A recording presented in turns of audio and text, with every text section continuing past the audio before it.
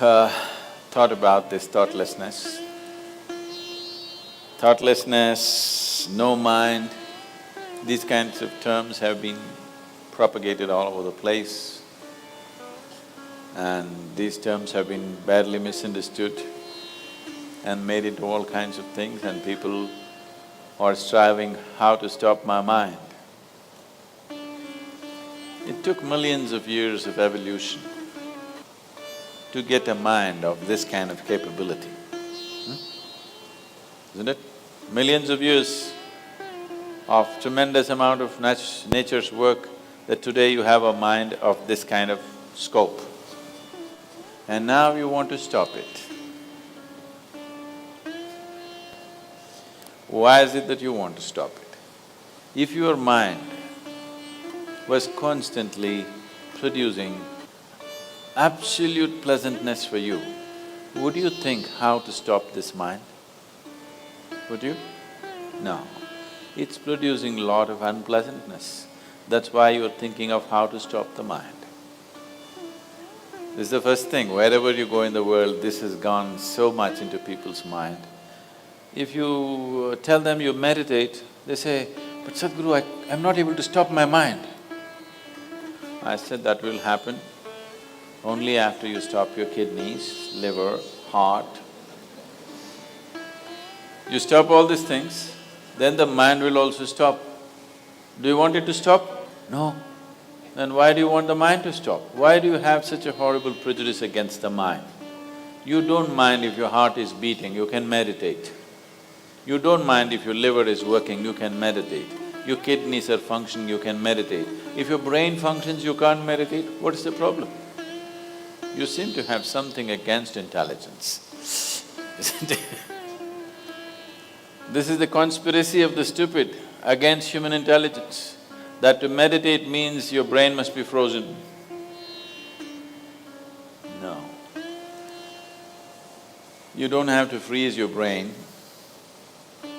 We were looking at this yesterday itself. We will initiate you into Shambhavi.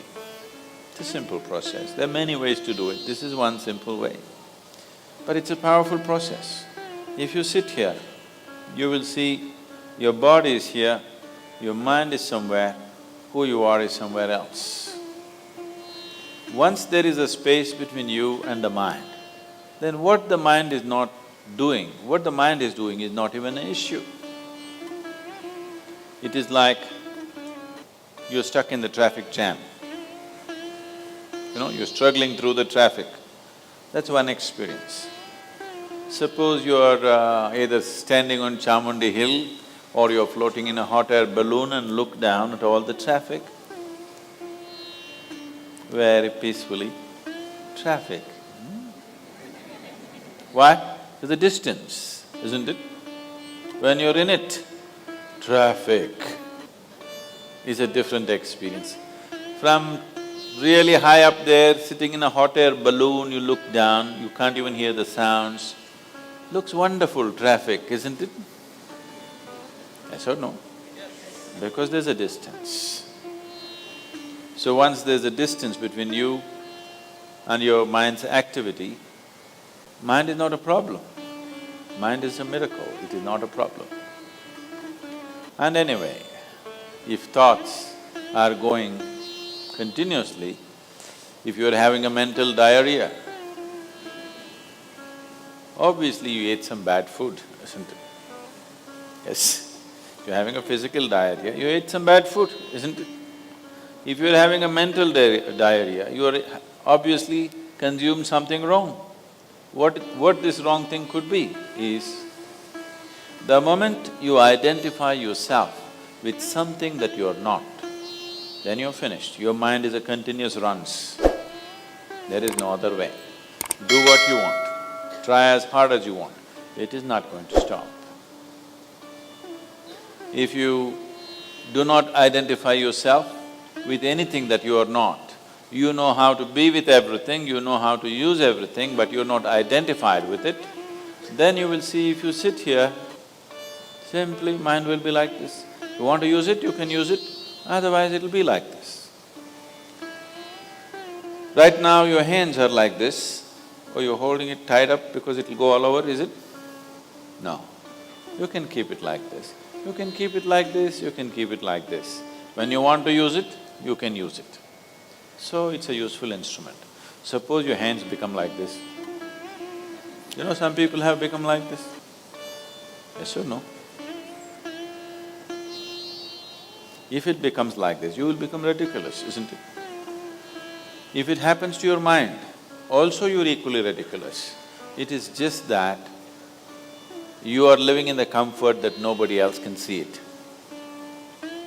But people can see it. They watch you closely enough, they can see it, isn't it? And whether they can see it or not, that's not the point. The point is, the most important faculty of your life is out of control. Doesn't matter whether they can see it or not, that's not the issue. The issue is, the most important faculty in your life is out of control, doing its own rubbish all the time, not doing what you want it to do. So, if you have to be freed from this ailment, you should stop eating bad food. Wrong food or bad food means you're identifying yourself with things that you're not. If you sit here, if you're not identified with this and with this, then you will see everything is just fine. Then your mind will do what you want it to do. Otherwise, it will simply hang there, and that's how it should be. Mind should not be telling its own stories all the time. It should tell the story that you want it to tell, isn't it? Otherwise, it's quite a nuisance.